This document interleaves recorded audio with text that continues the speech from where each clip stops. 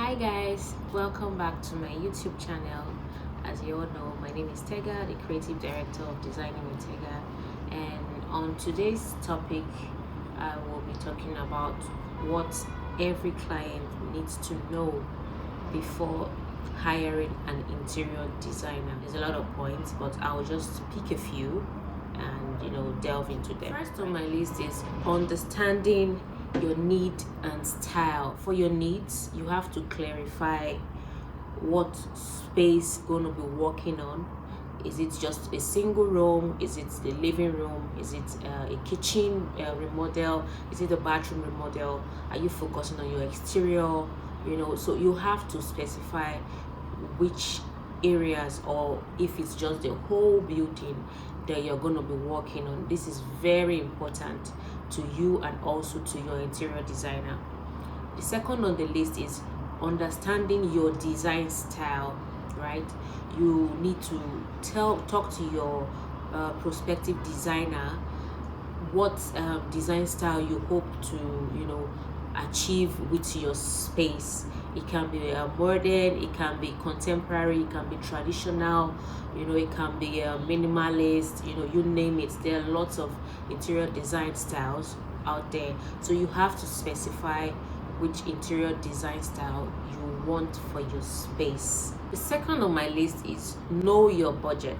This is a very tricky part.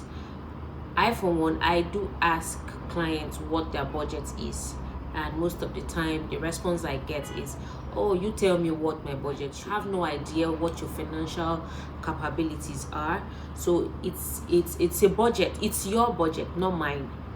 Do you understand? So you have to you have to put in your mind, okay, I do not want to spend more than so and so amount for each space, like an overall total. I do not want to spend, this is my limit, this is the highest I can go, and this is the lowest I can go. You have to be open with your budget. I know you're scared that your designer might want to take advantage, okay, if you are overshooting and it might not be truthful to you, but that's not the truth. This actually helps the designer understand what they need to do with your budget. It gives them an insight to the kind of design style they are going to propose to you, the kind of mood boards that are going to propose to you. This will help you guys have a balance and know if you're moving forward or if you're not. I hope this makes sense. Yeah, so number 3 on my list, you have to research the designer's portfolio.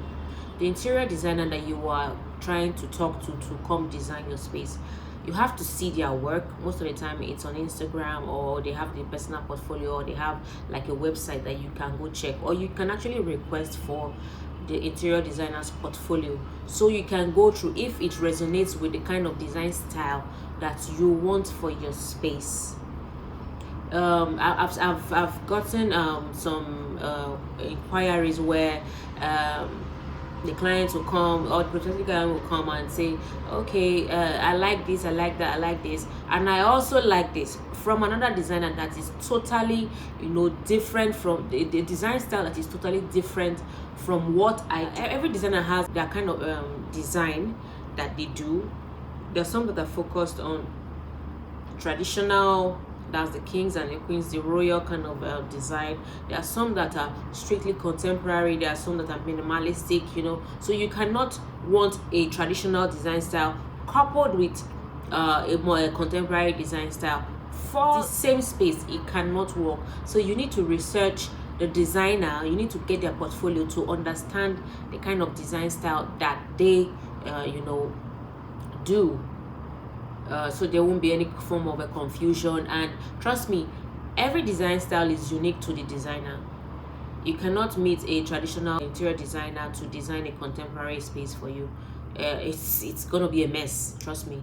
It's really going to be a mess. So you have to do these researches and, okay, yeah, this person resonates with what I really want in my space or not. So that's that for knowing your designer's portfolio. And what fourth on my list is asking about their design process. You need to ask the designer, okay, what are your design process? This comes to where the designer will tell you, okay, we have there is no set fee, where we have a service charge, we have a consultation fee, we have, just list all the fees that they take, and also the process of designing, which means we're giving you a mood board, we are giving you a floor plan, we are giving you a 3D. These are the processes that you need insight of how to plan your design process, the timeline, the what it entails, what's on their list and what's not, and what you would like them to include.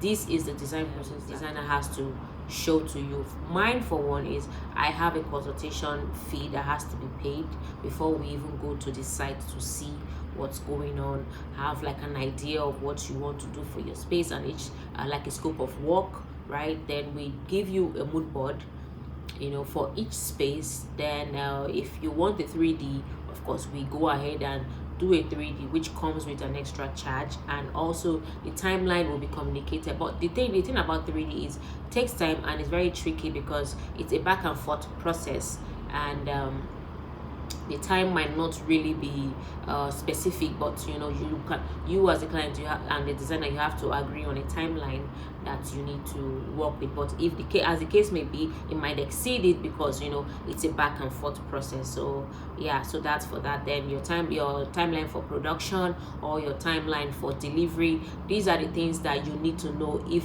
the timeline works for you or if it doesn't work for you. Because I know lots of the interior designers in Nigeria, we do mostly bespoke, so bespoke takes time, especially when you're dealing with your artisans and all that. So it's really a process that you as the client and the homeowner needs to understand that there are some constraints that might happen during the process or whatnot.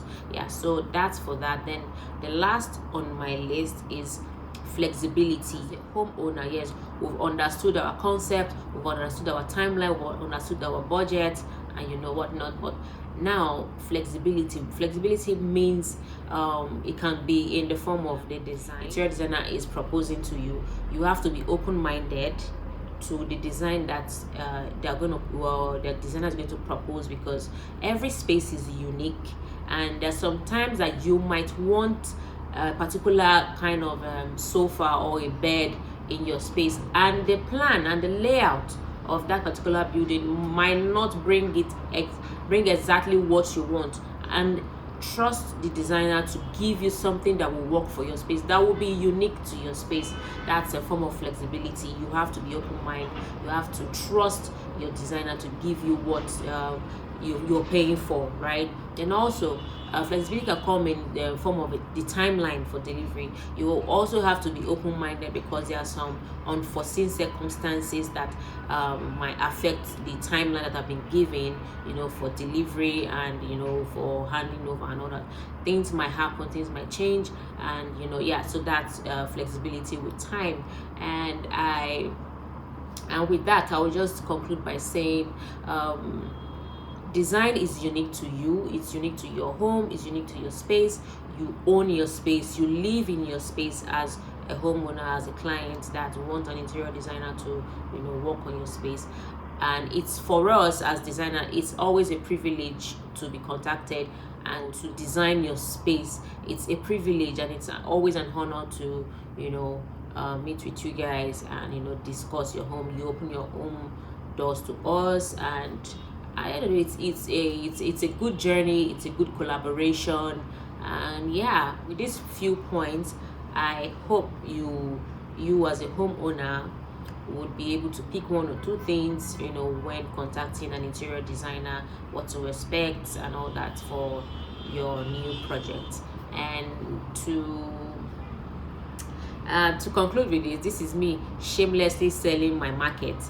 You can always contact me via Instagram, Twitter, formerly Twitter X. You can contact us via website, DM, WhatsApp, and also you can onboard us with our consultation process, which will be shared to you. And we hope to hear from you soon.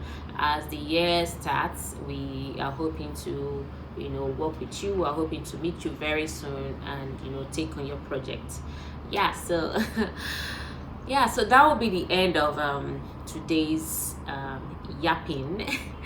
I hope you enjoyed this video and I hope you learned something from it. Yeah, fellow interior designers, I hope you were able to pick one or two things from this video, and I will see you in the next one. Bye. Why do I always forget? Don't forget to like, share, and subscribe to my YouTube channel, and I'll see you in the next one.